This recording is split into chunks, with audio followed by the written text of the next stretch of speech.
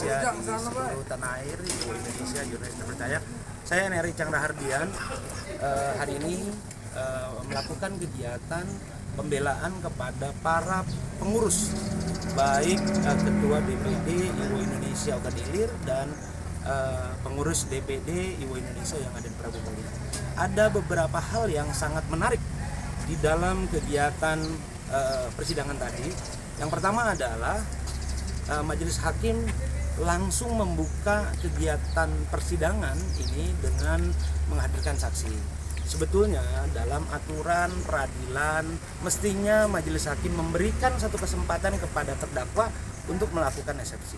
Hanya bocoran saja. Pertama, kenapa saya harus lakukan eksepsi? Yang pertama adalah jaksa dalam dakwaannya 3 orang terdakwa ini copy paste, isinya sama, tidak ada perbedaan, unsurnya sama, sehingga menurut saya ini perlu dilakukan eksepsi. Yang kedua, dalam berita acara pemeriksaan dan dakwaan itu sangat berbeda. Ada nama yang dihilangkan.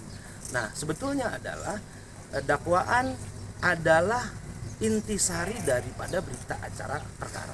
Nah, ini yang sangat sekali perlu dilakukan eksepsi. Namun saya sebagai kuasa hukum dari ketiga sahabat masih tetap berkomitmen untuk menegakkan hukum. Yang kedua adalah pada saat tadi jaksa menghadirkan para saksi, saya sangat keberatan. Kenapa? Pakaiannya sembarangan, tidak pakai sepatu, sembrono semaunya.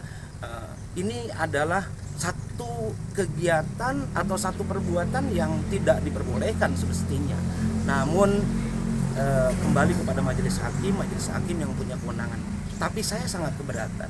Yang kedua, 3-tiganya saksi ini tidak punya KTP, ya. 3-tiganya tidak punya KTP. Kenapa? Ini menurut saya saksi ini tidak kompeten, ya. Kalau saya sebagai kuasa hukum kan tidak kenal dia. Yang kenal adalah jaksa. Ya, menurut saya saksi ini saksi tidak kompeten. Yang saksi nomor 3 tadi dibantah oleh terdakwa bahwa yang bersangkutan tidak ada di tempat. Nah, ini juga menjadi poin di saat nanti kita akan lakukan pembelaan. Mudah-mudahan, mohon doanya, pembelaan yang akan kita lakukan akan berhasil. Majelis hakim akan kabulkan semua dalil-dalil yang akan kita hidangkan di pembelaan nanti. Mohon doanya dari saya. Mungkin sebelum ditutup ada pertanyaan dari teman-teman sekalian? Mungkin dong, kalau yang itu tadi abangnya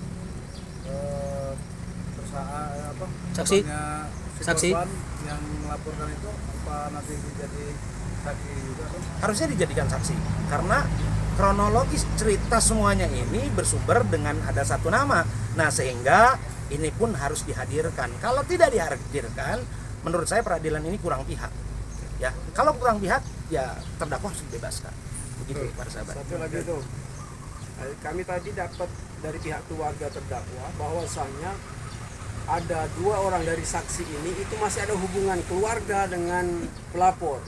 Artinya kan dalam amanat undang-undang itu mengatakan bahwa yang masih ada hubungan keluarga itu kan tidak bisa dijadikan sebagai saksi. Ya. Bagaimana itu? Ya, kalau dalam hukum perdata memang tidak dibolehkan. Namun ini saksi yang memang melihat langsung, merasakan langsung.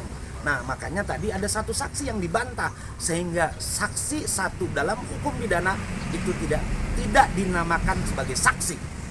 Jadi kami menganggap saksi ini tidak kompeten. Yang kedua, saksinya hanya satu. Ada lagi? Cukup ya.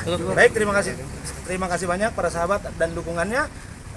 Untuk besok kita akan lakukan aksi damai dalam kegiatan yang sama di depan Pengadilan Negeri Prabu Mulya.